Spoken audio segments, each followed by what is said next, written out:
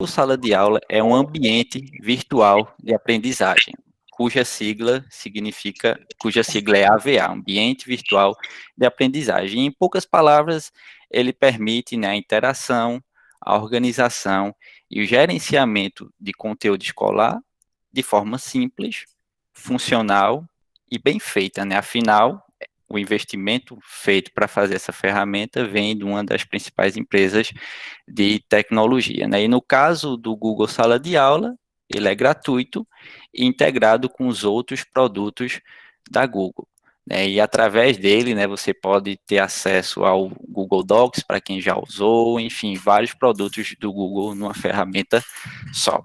E o meu objetivo aqui é mostrar como utilizar essa ferramenta para auxiliar o processo de aprendizagem de vocês, para que vocês consigam responder às atividades propostas pelo professor, ter acesso também aos arquivos que foram disponibilizados pelos professores e por vocês mesmos, né? Vocês vão ver que dentro da ferramenta existe esse canal de troca de arquivos, troca de informações.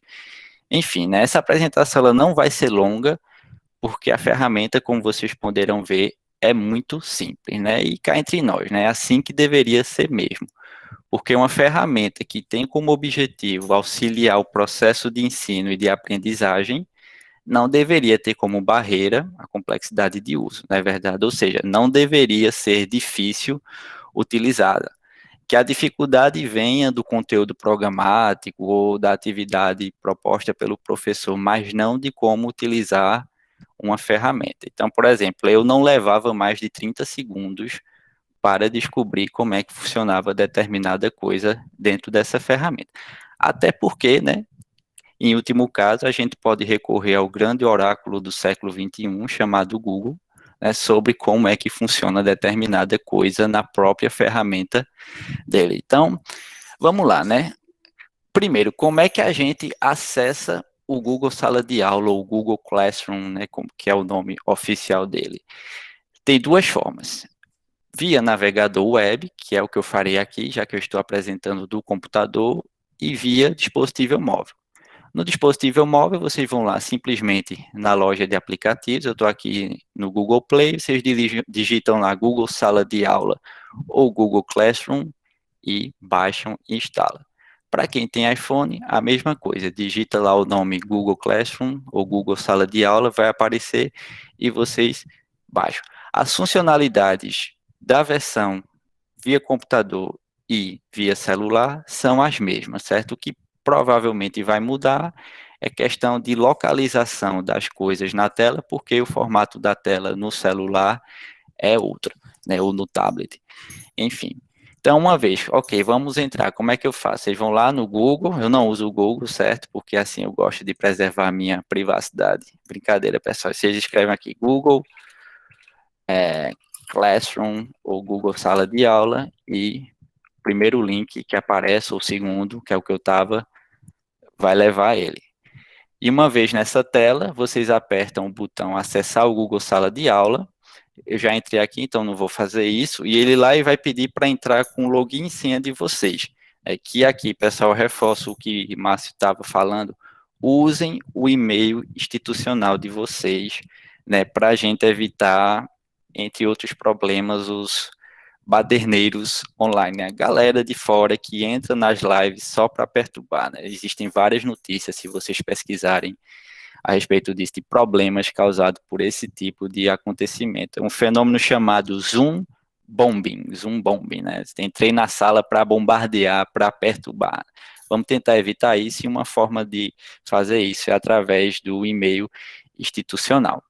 Beleza? Então, uma vez que vocês entram no Google Sala de Aula, essa é a tela, caso ninguém tenha entrado em alguma turma ainda, que vocês vão ver, ou seja, vazio, né? Apenas uma bolinha cinza sem nada, que significa que vocês não estão em nenhuma turma ainda. E como é que faz para entrar numa turma? Existem duas formas.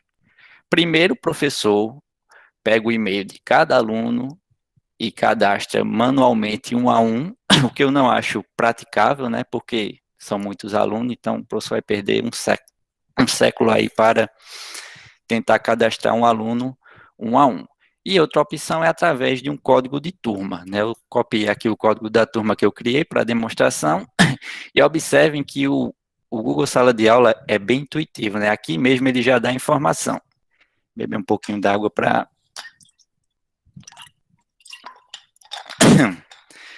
Lá no botãozinho mais, vocês apertam e tem a opção participar de uma turma. Clica nela e ele pede o código da turma. Eu já tenho aqui, vou apertar e clicar lá em cima no botão azul participar. Está se inscrevendo, como vocês podem ver aqui. Pronto, entrei na turma de informática que eu criei para fazer essa demonstração. Toda vez que vocês entram no Google Sala de Aula, independentemente da turma, essa vai ser a tela inicial, ou chamado mural. Nessa tela aqui, a área mais importante, a seção mais importante é essa da esquerda, né, próximas atividades. Aqui vocês vão ver uma agenda resumida dos eventos mais próximos, das datas de entregas mais próximas. Então, hoje a gente já tem uma prova. Até 1 hora eu tenho que entregar uma prova aqui e a gente vai fazer essa prova junto, né? Já que é a primeira semana de aula, então vamos aquecer aí um pouquinho. Aqui ele só mostra as atividades mais próximas, mas se você apertar aqui em visualizar tudo, ele exibe você e mostra todas as atividades que tem para ser feita, né? As atividades que foram feitas, mas não resolvidas, têm o nome atribuído. Beleza? Vou voltar lá para a tela inicial. Aqui no canto superior esquerdo, né, existe o menu principal. Nela vocês vão ter acesso a todas as turmas. Aqui só tem informática, mas poderia ter estatística, química, ou seja, essa tela aqui tende a ser gigante, né? Porque vocês vão estar inscritos em várias turmas. E existe uma outra forma também aqui de ver as atividades. Você clica aqui na aba Pendentes, e ele vai mostrar todas as atividades que tem para essa semana, para a próxima semana e para depois que eu não coloquei nenhuma atividade para a semana seguinte. Essa janela aqui, essa tela, ela é geral, então ela mostra todas as atividades de todas as disciplinas que vocês estão inscritos. Então aqui, como só tem informática, ele vai exibir o nome da atividade e a turma, né? Percebam, não sei se vocês já se ligaram nisso, mas isso aqui tende a se tornar um negócio, no mínimo, pesado, né? A partir do momento que vocês estejam inscritos em várias disciplinas, isso aqui vai ter várias atividades de várias disciplinas, né? Então, sigam o cronograma, né? Não deixem para fazer depois, né? Eu imagino que os professores vão pegar leve nas atividades, então não vão ser atividades que vocês vão ter que passar um século para resolver, são atividades primordialmente que poderiam ser resolvidos numa sala do tempo de aula, né, no tempo de aula presencial. Então, o segredo é a organização. Se vocês se organizarem, vocês vão conseguir dar conta de tudo que foi proposto, de tudo que foi passar para vocês. Beleza? Se alguém tiver alguma dúvida, pode interromper aí, que eu não estou vendo o chat, certo? Vamos lá. Voltando para a tela, certo, tem uma outra forma ainda de vocês verem as atividades. Como o Google Sala de Aula está integrado com outros produtos da Google, né, inclusive o Google Calendário, vocês podem clicar aqui em Agenda, que ele vai exibir, olha, no formato de calendário, as atividades que tem para a semana. E aqui eu posso filtrar, né, por todas as turmas que eu esteja inscrito. No caso, só tem informática, então só aparece as atividades de informática. Beleza? Vamos lá, voltar, voltar. Pronto. Então, como eu falei, aqui no mural, a informação mais importante está aqui, próximas atividades. Aqui no meio da tela, na área central da tela, funciona como uma linha do tempo, né? Tudo que o professor posta aparece aqui, olha, Guilherme postou um novo material, Guilherme postou uma nova atividade, Guilherme postou uma nova pergunta. E para cada tipo de conteúdo, de atividade do professor, há um ícone, para que ajude vocês a diferenciar que tipo de conteúdo está sendo postado, né? Então, vocês não precisam decorar esse símbolo, né? Com o uso, né? Eu costumo dizer isso, em tecnologia você não decora nada, você aprende com a prática, com o uso, então conforme vocês forem usando a ferramenta, vocês vão memorizar esses ícones facilmente, e também nem precisa, certo? E o mural também serve como, sei lá, um Twitter, né? Você pode aqui postar o que você quiser. Olha, eu postei lá no começo, ó, bem-vindos ao curso de informática. Então, os alunos podem vir aqui e escrever, obrigado, professor. Eu, aluno, estou respondendo para eu mesmo, professor. Ele vai postar aqui, beleza? Ou seja, isso aqui é um outro ambiente de interação entre aluno e professor, e entre alunos também. E você também pode fazer uma postagem, sei lá, alguém tem um material sobre, sei lá, sistemas operacionais e posta. Se você quiser postar algum arquivo aqui também, é só apertar em adicionar, depois eu vou falar mais sobre isso. Vamos postar. Pronto, então todos os alunos e professores, e que pode ter mais de um professor na turma, vão ter acesso a essa informação. Interessante aqui é que tudo que acontece aqui é enviado por seu e-mail. Então, vocês recebem uma notificação no e-mail sobre o que foi postado, sobre as atividades, ou seja, você só esquece o que tem para fazer se quiser esquecer ou se estiver desorganizado. Beleza? Entenderam aqui esse primeira tela chamada mural? Se tiver alguma pergunta, avisem aí no microfone, porque eu não estou vendo o chat, né? Senão eu vou prosseguir para as atividades. E aí, Márcio, posso prosseguir? Márcio? Tassiana está perguntando no chat se pode tirar as notificações por e-mail. Pode Ela está dizendo sim. que haja e-mail, né? A Gmail, realmente. Você vem em configurações de turma, cadê aqui, ó? Configurações. Tem aqui, ó, notificações. Vou voltar para vocês verem. Lá no menu, no canto superior direito, que é chamado de menu principal, vocês vão em configurações e aqui tem todas as notificações. Você pode desativar tudo, que eu não recomendo, né? Ou desativar só o que vocês acharem irrelevante. Beleza? Pronto. Isso aqui também funciona para professor, não é só para essa parte de notificações. Porque o Google de sala de aula para professor é bem mais rico, digamos assim, tem muito mais funcionalidade do que essa do aluno, que deveria realmente ser mais simples como é. Então vamos lá para a aba de atividade.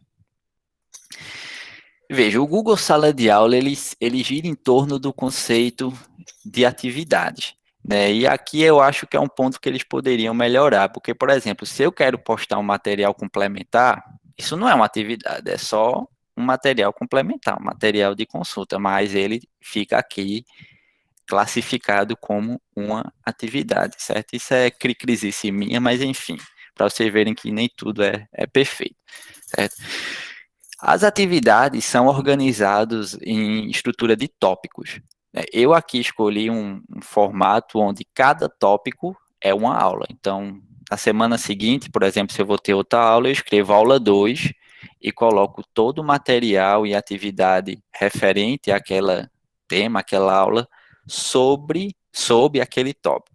Tem gente, né, eu já participei de uma turma que eles organizam isso aqui em forma de tipo, né? Então, seria um tópico só sobre aulas. Então, o subtópico seria aula um, o subtópico 2 seria aula 2, o subtópico 3 seria aula 3, um outro tópico seria material complementar, como eu fiz aqui, um outro tópico seria exercício, enfim, o professor organiza da forma que ele achar que é mais conveniente para ele, ou que ele acha que vai ser melhor de acompanhar. Eu prefiro assim, organizar em aulas, né? É até similar ao que tem lá no Cigar, né? O Cigar também pode ser considerado um ambiente virtual de aprendizagem. Só não funciona tão bem, né, cá entre nós quanto o Google, né? Não sei se eu deveria estar comentando isso, mas vamos adiante, certo?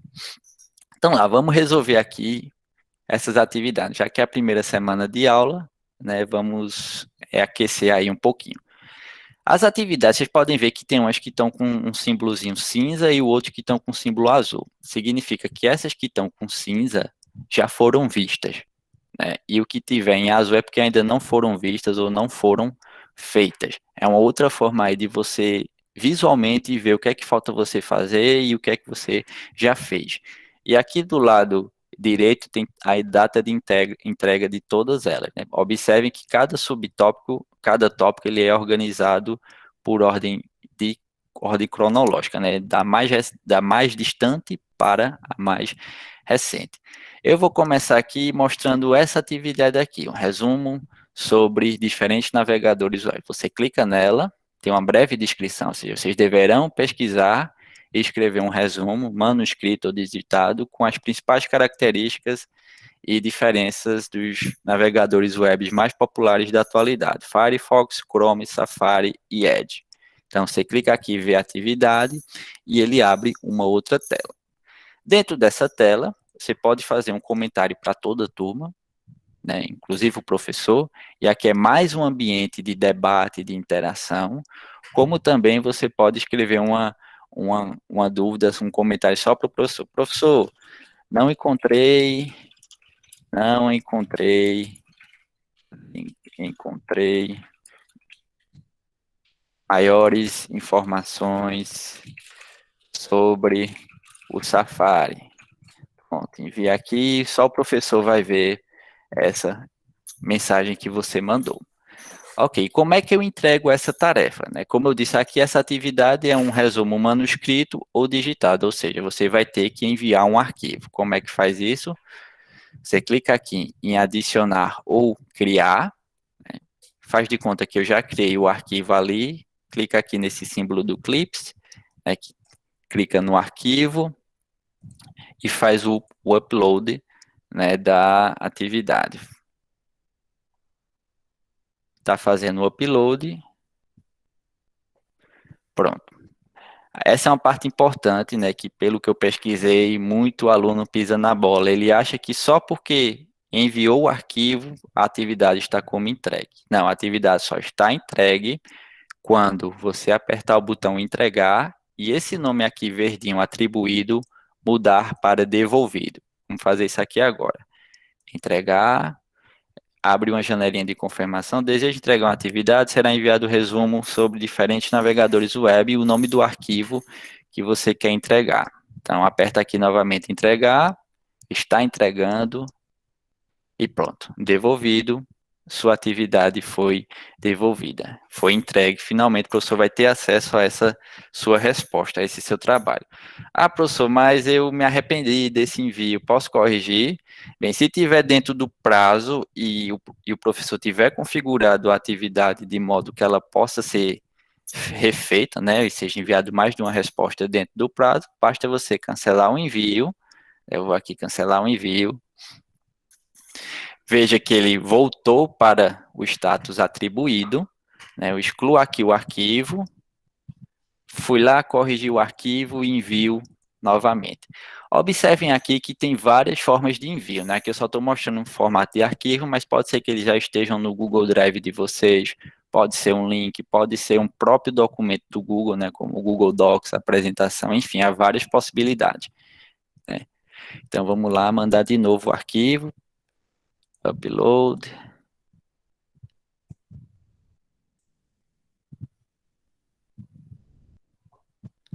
entregar, entregar,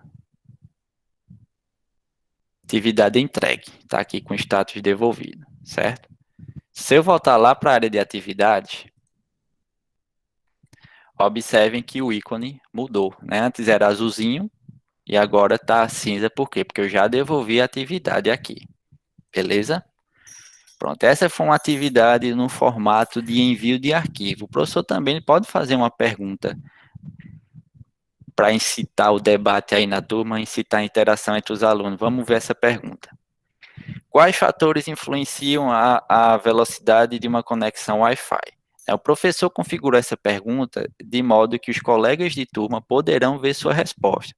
Então, por exemplo, eu posso citar só 3 fatores e outro colega de turma lembrou de outros e isso aqui vai gerando um banco de conhecimento, né? A resposta de um complementa a resposta de outro. Então, vou botar aqui só 2 exemplos. A qualidade do roteador Wi-Fi, distância entre o roteador e os dispositivos conectados, quantidade de dispositivos dispositivos conectados. Deixa eu ver mais um aqui.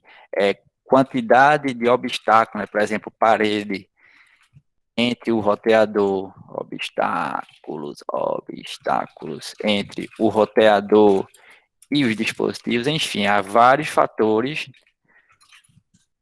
Você aperta aqui, entregar, e pronto. Está aqui como devolvido, o professor autorizou, né? É um tipo de atividade onde você pode se corrigir e você também pode ver a resposta dos seus colegas de turma ou respondê-las se houvesse mais alguma aqui. Beleza? Alguma dúvida aí, Márcio, sobre essa partezinha aqui? Não, até agora tudo ok, Guilherme. Não colocaram nada no chat, não. Pode seguir. Beleza. A última atividade que eu vou mostrar aqui, que já cobre bem quase tudo que é possível e necessário aqui nessa ferramenta, é um outro tipo de entrega de arquivo, mas de um produto que já está integrado com o Google Sala de Aula. Aqui eu chamei de prova, né? Mas poderia simplesmente ser um questionário. Então, vamos responder aqui essa atividade. É uma prova, olha, vale 10 pontos. Isso é uma característica bem interessante do Google Sala de Aula, né? Que ele é sustentável, ou seja, você pode evitar a impressão de papel, essas coisas, porque você, ao resolver a prova aqui, o professor já vai responder, receber as respostas e automaticamente você já vai ter a nota assim que entregar a atividade. Nesse caso aqui, porque eu botei só questões fechadas, mas se fosse prova com questões discursivas, aí teria um tempo maior para o professor poder corrigir as questões discursivas. Vamos lá. Como eu disse antes, quando vocês querem entregar uma atividade, vocês têm que apertar aqui o botão entregar, que ele marca como devolvida. Mas como isso aqui é um formulário do Google, ou seja, já está integrado com a ferramenta, veja que não aparece o botão entregar. Por quê? Porque quando vocês responderem o formulário, automaticamente isso aqui vai aparecer como devolvido ou concluído. Vamos lá. Pronto, isso é uma prova que pede uma identificação, né? Eu vou colocar aqui o e-mail. Não é o IFAO, isso é meu pessoal. Vamos lá. Imagina aí, pessoal, se vocês acham que seria um bom ruim uma prova só com duas questões, valendo cada uma 5 pontos, né? Primeira questão. A computação em nuvem, vamos aí, vamos revisar a informática. A computação em nuvem permite o fornecimento de serviços de fácil acesso e de baixo custo, com a garantia de disponibilidade e uso em larga escala. A esse respeito, qual a alternativa incorreta? Aí você tem que analisar uma por uma, né? O pior tipo de questão que tem, a mais chata, que obriga você a ler todas elas, né? Para quem é preguiçoso aí ou concurseiro, né? Quando se fala em computação das nuvens, fala-se na possibilidade de acessar arquivos e executar diferentes atividades pela internet. Verdade, né? Nuvens, no conceito de computação de nuvens, é a internet. Ou seja, oferecer serviços que não precisam estar necessariamente localizados no seu computador pessoal, e sim disponíveis pela internet. Então, essa está correta. Segunda, né, o Dropbox, assim como os demais serviços de sincronização de arquivos, são bons exemplos de computação em nuvens. Perfeito. O Dropbox é como o Google Drive. Ele era mais popular antigamente, depois que o Google Drive se popularizou. É um HD virtual, né? Você coloca seus arquivos lá na nuvem, sem ocupar espaço no seu HD. E você só vai perder esses arquivos se você excluir a conta, ou sei lá, se o Dropbox foi invadido por algum hacker, ou eles sumirem do mercado, o que eu acho improvável. Então, essa aqui está correta. Vamos ver a terceira.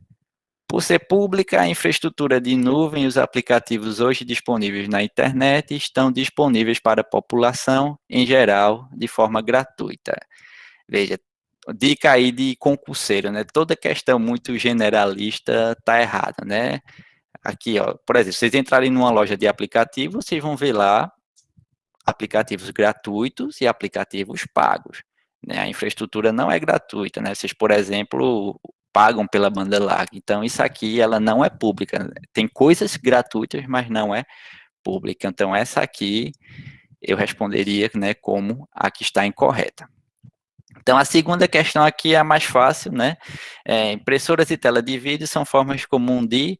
Aí vocês se lembram, lá na aula de informática tal, o professor disse que impressora e tela de vídeo são dispositivos que servem para exibir o resultado de um processamento feito pelo computador. No caso da impressora, o quê? Um texto digitado, você imprime aquilo. A tela de vídeo, para exibir vídeo, enfim, um monte de coisa. E esse tipo de dispositivo é chamado de unidade de saída. Aperta aqui, ok, terminei a prova, vou revisar, né, vocês lá fazendo a prova, o exercício, vou revisar as questões e aperto enviar. Aqui ele diz ó, que uma cópia das suas respostas será enviado para o endereço de e-mail fornecido, no caso esse aqui. Eu aperto enviar. Olha, tá achando que eu sou um robô, né? Vamos lá. Vocês estão vendo uma chaminé aqui? Pular. Não tem chaminé aqui, não. Pronto. Ok, a resposta foi enviada e a tarefa foi marcada como concluída. Como só havia questões fechadas, né? Aqui a gente automaticamente já pode ver qual foi o resultado da prova, ou seja, tiramos 10. Se houvesse alguma questão, uma resposta errada aqui, ficaria em vermelho, e o professor pode criar esse formulário dando um feedback, explicando como eu fiz aqui cada uma dessas alternativas. Beleza? Então, entreguei, posso fechar, e vou voltar para cá. Ó. Vocês perceberam que antes aqui havia atribuído e marcar como concluído. Como eu enviei lá o formulário, ele já está como entregue. E você, se fosse uma prova realmente, o professor não poderia, você não poderia cancelar o envio e fazer de novo, né? Enfim. Vamos voltar lá para o mural, para atividades, ou seja, tudo cinza. Estou em dia com a disciplina de informática, certo? Aqui, ó, ainda na aba de atividade, vocês podem ver os trabalhos. O Google Sala de Aula, ele é muito, como é que se chama? Deixa eu me lembrar aqui. Ele é redundante. Você vê a mesma informação várias vezes, de diferentes formas, né? Então, eu mostrei lá no começo que você podia ver a agenda aqui, ó, observe que como eu concluí todas as atividades, não existe nenhuma atividade, ou seja, estou em dia. É isso que a gente espera. Eu poderia ver aqui em agenda e aqui em atividade ele também permite. Você vê aqui em ver seus trabalhos, ou seja, tudo foi devolvido. E como eu disse antes, as atividades têm 3 estados, eu falei de 2, né? O atribuído, que é o que você ainda não fez, o devolvido, que é o que você fez, e esse aqui, o pendente, é o que a gente não quer que aconteça. É uma atividade que você perdeu a data de entrega, certo? E não foi concluída. Aí o professor pode ou não reautorizar o envio fora do cronograma planejado, certo? Então vamos voltar. Mais uma vez, você pode ver as atividades aqui no Google Agenda. Aqui, ó, tá mostrando, as atividades dessa semana. Ó, foi feita a atividade que foi aquela prova, tem uma atividade que era para ser entregue, mas já foi entregue o resumo de navegadores web, ou seja, você só esquece se quiser, até porque o Google Calendário, ele vai enviar notificação para você, faltando um dia, faltando 10 minutos para entregar a atividade. Beleza? Então, vamos voltar aqui. Cadê o sala de aula? Sumiu. Ah, tá aqui. Pronto. Essa é outra parte interessante do Google Sala de Aula, né? Toda turma tem uma pasta no Google Drive, ou seja, um disco virtual. Então, você pode vir aqui e postar, tanto o professor quanto os alunos, postar coisas que eles acharem interessante. Então, lembra que lá no mural eu fiz a pergunta, alguém tem um material sobre sistemas operacionais? Então, um colega de vocês poderia ter ido lá na pasta da turma, enviava o arquivo, né, copiava o link aqui, ó, gerar o link, vou copiar o link, concluído, vim aqui e respondia lá o post, ó, segue link com material. Beleza? Pronto, essa aqui é a aba de atividades e a última aba que tem é a de pessoas. Aqui vocês vão ter acesso, como só tem na turma, e o professor só vai aparecer nós dois, mas vai aparecer todos os colegas de turma, todos os professores que tiverem sido cadastrados como professor dessa turma, e vai ter um botãozinho do lado, por exemplo, para enviar e-mail para um aluno específico, para um colega de vocês. Enfim, simples, prático e funcional. Esse é o Google Sala de Aula, né?